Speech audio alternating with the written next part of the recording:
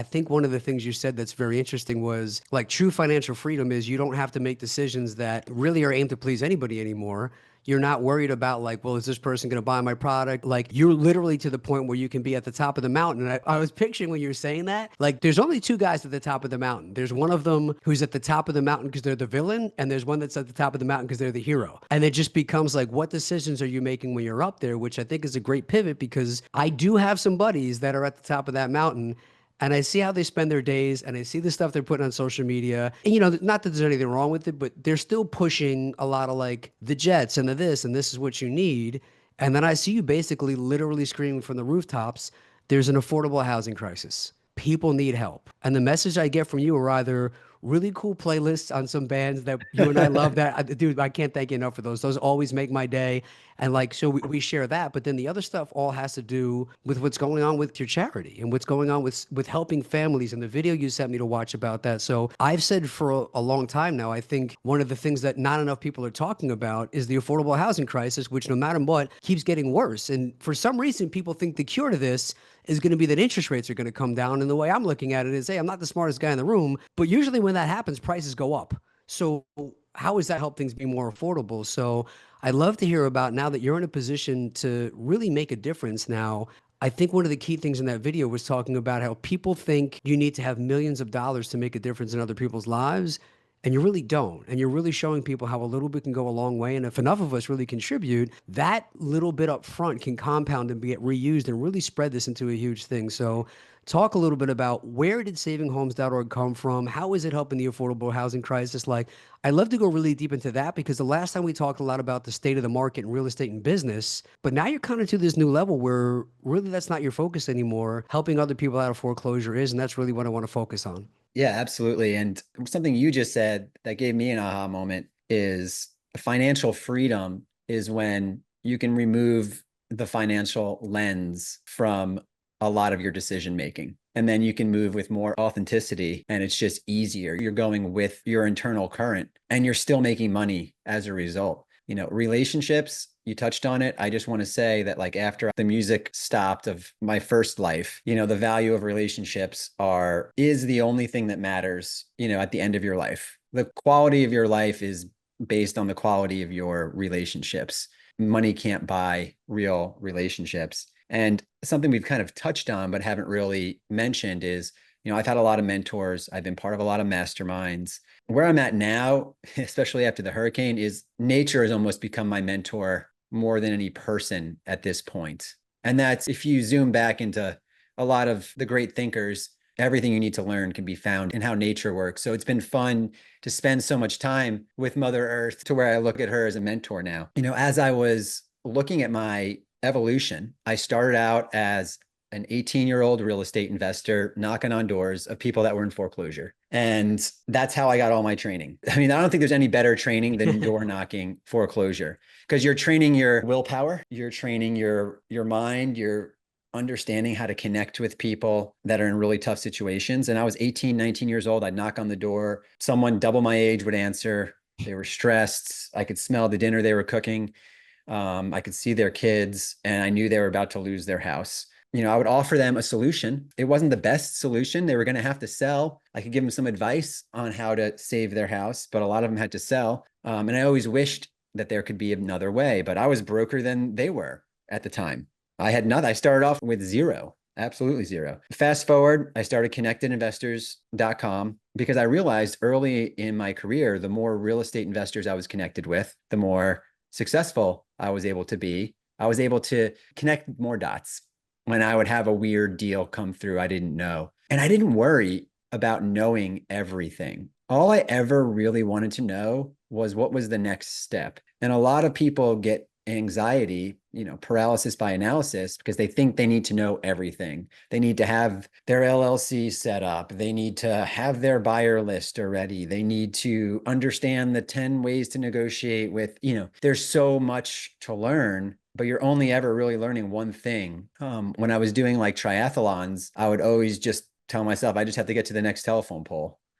So I only ever needed to know the next step. And the reason, Nick, that was so valuable was because when you got to the next step, I can find someone to help me because I had something real to talk about. It wasn't like, hey, Nick, I'm going to get into real estate. What should I do if this happens? You're like, this, or that. But if I'm like, Nick, I talked to someone, they want to sell on seller finance terms. I don't really understand the offers to give them. You'd be like, oh, sweet. You can give them this offer, this offer, or this offer. Like you can actually advise because you have something real to talk to me about. Then I'm about to give a real golden nugget here. Then I would go implement on that. And I was able to go back to someone who didn't know they were going to become my mentor. And I'd say, hey, Nick, I did this. Here's what happened. Thank you so much. Or it didn't quite work. What a mentor wants is they want you to act on their advice and they want to know it's making an impact. If I talk to someone and I say, this is what I think you should do, because you asked, and then they do it and they say, hey, Ross, thank you so much. I got the deal done,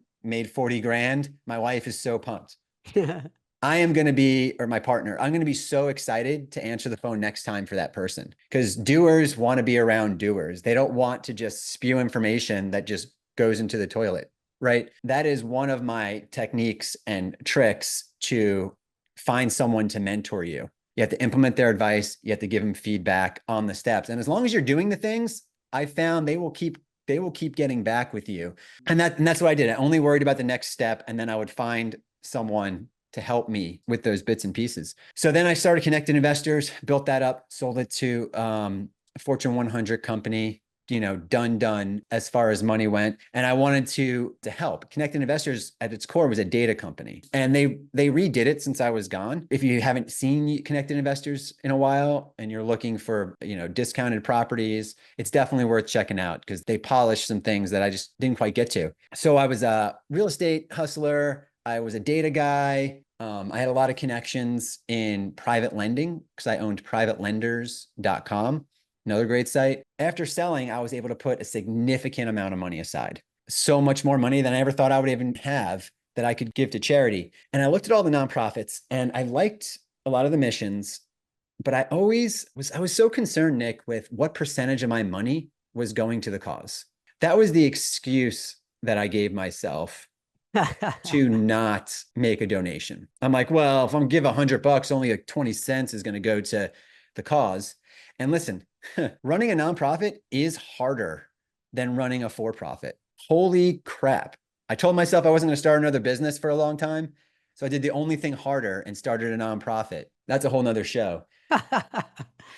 But anyway, so being in the real estate business and being a marketer, your job as a marketer is to be an excuse removal machine, right? So I started using that same logic on myself. Well, I don't want to give because I don't want my money to be wasted. So I looked for nonprofits where most of, if not all of the money went. That made me feel a little bit better. Built some villages in other countries, which felt good, but I wanted to help the US and it didn't really have a recycling feel to it. So then just talking to some of my mentors, some of my accountability partners, and looking at everything that had happened, I came up with this concept at savinghomes.org where what we do is basically it's a real estate and lending company, okay? But there's no profit. Hear me out here. So essentially what we do is we look for usually single parents. Single women is who we look for. And through the data I have, I can find every single mother that's about to lose their house in 2 weeks that lives on the left side of the road. I mean, the data that you can access versus the data you could sell, it's pretty crazy.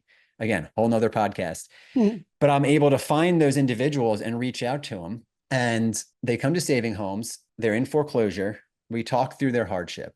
We're typically looking for people that have had usually a medical hardship because the average American is just one medical bill away from not being able to pay their mortgage.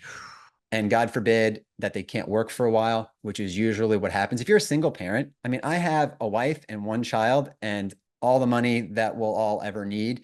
And it's still hard. I couldn't imagine being a single parent working a full-time job with 3 kids, drop off. Anyway, so we look for those people and or families with lots of kids because everything we're doing here is to help the kids have stability. So we reach out to them using direct mail, just like I did in real estate. They reach out to us, we verify their hardship, and then we make sure that they can continue to make payments after they're caught up. Because usually they'll fall $10,000, $20,000 behind. They don't have the 10 or 20, but they can afford the payment. Just talked to someone yesterday. They only need $7,000 to save their house with the home of 6 kids. Their payment's only $600 a month. Where in the heck, and they're outside of Charlotte, where are they going to go For a 3-2, that's $600 a month. Rents in their neighborhood are over 2,000. They have 2 dogs. They were like, if we leave, we have to give up these dogs that we've had for 12 years, move school districts. So now 6 kids have to change schools halfway through the year without their dog, losing their best friend that's next door. They're priced out of the market. No landlord's going to want to rent to them because they have a foreclosure or 90-day late. So their only option really is to crowd in with relatives whose situation usually isn't good there. And in a lot of cases, we've helped people avoid moving into homeless shelters, or a lot of families move into their cars. All that aside, those are the families we're looking for. So then we pool together donations, almost like a GoFundMe of sorts. And those donations come together and we send the money into the bank to stop the foreclosure. They maintain all of their equity. That money that we send in, though, Nick, is recorded against the property as a second mortgage. Huh.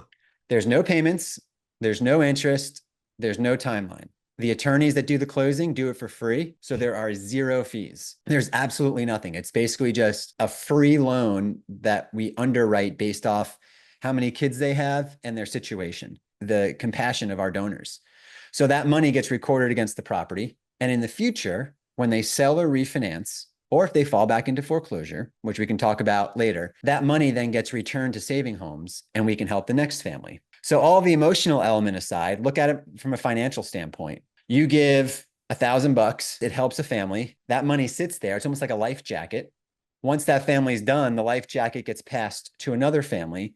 So your $1,000 is now $2,000. It goes around again, $3,000. So it's like now me worrying about the percentage of my money that's being used. Now it's like I'm getting 500% on my money, 1,000% on my money. So financially savvy individuals that have a place in their heart where they want to give love this nonprofit because of the way it works. Currently, I don't know when you're watching this, I'm covering all operational overhead out of my own pocket. Damn near 100% of the money that gets given from the get-go goes right into the family. There's credit card processing fees that I can't get around unless you want to send a check. So almost all of the money goes through, and we're helping right now. We're scaling the team up. We're helping about 4 or 5 people a month. That's like one house. And it's really about the kids. A lot of people kind of victim shame the parents. They say, oh, well, you didn't prepare. I'm telling you, these parents have prepared, but they get a $60,000 medical bill and they have to make the impossible decision. Do I pay my mortgage or do I save my daughter's life? Those are the type of people that we come in and help. And let's talk about the equity in the house. If that family loses or has to quick sell for next to nothing, think about, let's fast forward 15, 20 years. They don't have a house. They're on a hamster wheel. Their kids are having to pay for their housing. That means their kids can't save any money. Or they save their house, the parents get the thing paid off, and in the future, the kids inherit the house and they have safety. Like, so much wealth is built through real estate. I got into real estate for one reason, because I read a stat that said 80% of millionaires make their first million in real estate. That was 100% true for me. But I learned that home ownership is the #1 way out of poverty in America. If your parents owned their house, you are going to be in a much better place than if your parents were renters and you never get to inherit that. All the tax benefits of it, you never get that. In this generation of people not buying houses, the next generation is going to be tough. Look at all the redlining that happened early on that really made it tough for certain classes of people to even own homes. So home ownership is so important. And affordable housing is basically just affordable rentals. Like, yes, people need a place now, but that's such a Band-Aid, and it's lower than average rent, still too high for most people. And here's the thing, people getting priced out of areas, people of different income classes are like a utility for a neighborhood. You need teachers, right? You need all of those jobs are so important. And if those people get priced out, it just makes everything tough. So when entrepreneurs come together and create a way to give, they look at the finance and the future effect first. We get $10-20 million rolling like this. I call it a generation donation because it's easy to remember and it rhymes. That's my marketing brain. But it's also true because it's a donation that lasts for generations. So Nick, that's essentially, it's private lending, real estate investing without the profit. And it lasts for generations and generations. And we focus on single parents and large families.